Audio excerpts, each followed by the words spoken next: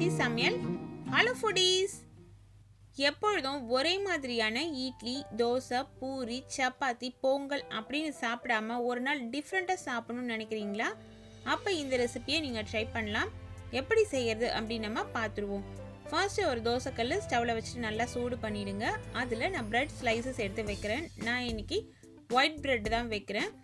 நீங்கள் வீட் ப்ரெட்டு செய்யறதா இருந்தாலுமே பயன்படுத்திக்கலாம். இந்த ப்ரெட்டை இதில் வச்சுட்டு லோ ஃப்ளேமில் வச்சு நம்ம எண்ணெய்லாம் எதுவுமே விட வேணாம், லைட்டாக திருப்பி போட்டால் போதும். அதாவது ப்ரெட்டோட அந்த சாஃப்டாக இருக்கும் இல்லைங்களா, அந்த சாஃப்ட்னஸ் மாறி லைட்டாக கிறிஸ்பியாக வர அளவு நம்ம திருப்பி போட்டு எடுத்துக்கலாம். இதே போல் நம்ம வச்சுருக்க எல்லா ப்ரெட் ஸ்லைசஸுமே ரெடி பண்ணி எடுத்து வச்சுக்கலாம். நம்மளோட தேவைக்கு ஏற்றாற் போல் நீங்கள் ப்ரெட் ஸ்லைசஸை இன்க்ரீஸ் பண்ணிக்கோங்க. நான் இன்றைக்கி ஒரு 7 ஸ்லைசஸ் எடுத்திருக்கேன். அது எல்லாத்தையுமே இதே போல் ரெடி பண்ணி எடுத்து வச்சுக்க போகிறேன். ப்ரெட் ஸ்லைசஸை நம்ம இது போல் ரோஸ்ட் பண்ணியாச்சு. இது எல்லாத்தையுமே ஒரு பிளேட்டில் சேஞ்ச் பண்ணிக்கலாம். இது போல் லைட்டாக அந்த கலர் மாறினாலே போதும்.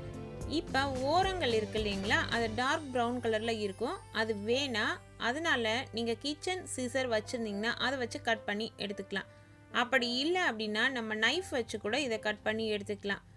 இல்லை அதோடையே நமக்கு சாப்பிட பிடிக்கும் அப்படின்னு நினைக்கிறவங்க அதோடையே சேர்த்து நம்ம இது போல் கட் பண்ணிக்கலாம். இது போல் ப்ரெட்டை சின்ன சின்ன துண்டுகளாக கட் பண்ணி எடுத்துக்கோங்க. நான் எடுத்துருக்க இந்த ப்ரெட்டோட சைஸுக்கு நீல வாக்கில் நான் 3 துண்டாக கட் பண்ணிவிட்டு அதற்கு பிறகு இது போல் பொடி பொடியாக கட் பண்ணி எடுத்து வச்சுருக்கேன்.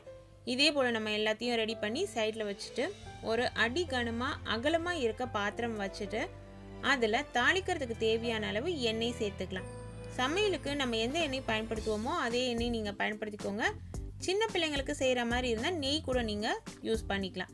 நான் 3 டேபிள் ஸ்பூன் எண்ணெயில் 1/4 டேபிள் ஸ்பூன் அளவு ஜீரகம் தாளிச்சிட்டு, காரத்துக்கு பச்சை மிளகாய் தான் ஒரு 7 பச்சை மிளகாய் பொடியாக கட் பண்ணி சேர்த்துருக்கேன். 4 பல்லு பூண்டு பொடியாக கட் பண்ணி சேர்த்தாச்சு. 1 இன்ச்சு நீளமுள்ள இஞ்சி தோலெல்லாம் எடுத்துட்டு அதையும் பொடியாக கட் பண்ணி சேர்த்துக்கலாம்.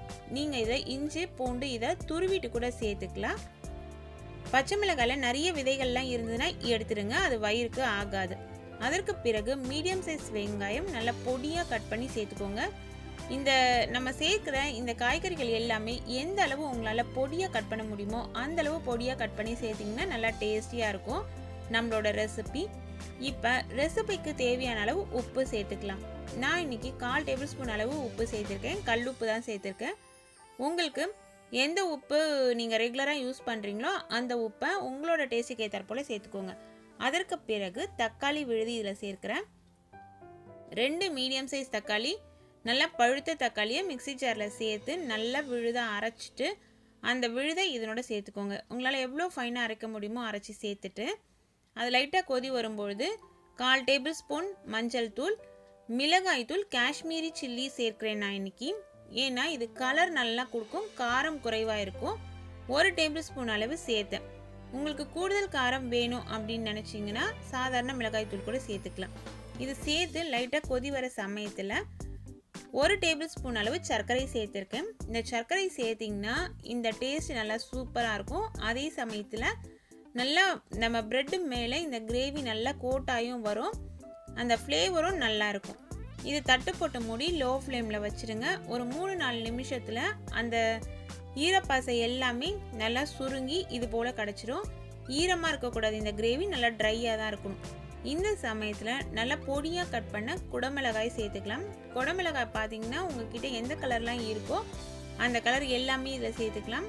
என்கிட்ட நார்மல் க்ரீன் கலர் குடமிளகாய் மட்டும்தான் இருந்தது இந்த ரெசிபி செய்கிற சமயத்தில். அதனால் நான் அதை சேர்த்துட்டு கலந்து விட்டுட்டு தண்ணிலாம் இல்லை அப்படின்னு தெரிஞ்ச பிறகு தான் நம்ம இதில் ப்ரெட் ஸ்லைசஸ் சேர்க்கணும்.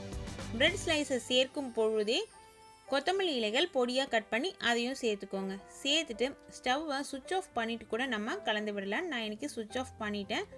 சுவிட்ச் ஆஃப் பண்ணிவிட்டு நம்ம செஞ்சுருக்கோம் இல்லைங்களா அந்த கிரேவி, அது எல்லாமே இந்த ப்ரெட் ஸ்லைசஸ் மேலே படற மாதிரி நல்லா கலந்து விட்டுடுங்க. கலந்து விட்டுட்டு இதே சூடோடையே நம்ம சர்விங் பிளேட்டுக்கு சேஞ்ச் பண்ணிக்கலாம், சாப்பிட கொடுத்துக்கலாம். இது நம்ம சாப்பிட போகிறோம் அப்படிங்கிற சமயத்தில் 10 நிமிஷத்தில் கடகடன் ரெடி பண்ணி நம்ம கொடுத்துடலாம்.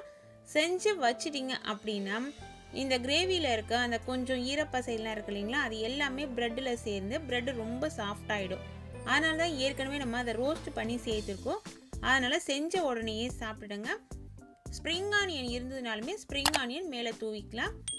நீங்களும் இந்த ரெசிபியை ட்ரை பண்ணி பாருங்கள். இந்த வீடியோ உங்களுக்கு பிடிச்சிருந்ததுன்னா ஒரு லைக் பண்ணுங்கள். நம்ம சேனலில் வர அப்லோட்ஸை உடனுக்குடனே நீங்கள் தெரிஞ்சுக்கணுன்னு விருப்பப்பட்டீங்கன்னா சேனலை சப்ஸ்கிரைப் செஞ்சு பக்கத்தில் இருக்க பெல் ஐக்கான் ப்ரெஸ் பண்ணி வச்சுக்கிட்டிங்கன்னா அப்லோட் பண்ண உடனேயே உங்களுக்கு நோட்டிஃபிகேஷன் வந்துடும். விதவிதமாக சமைச்சு ருசியாக சாப்பிடணும் அப்படின்னு நினச்சிங்கன்னா நம்ம சேனலை தொடர்ந்து பாருங்கள். Thank you friends.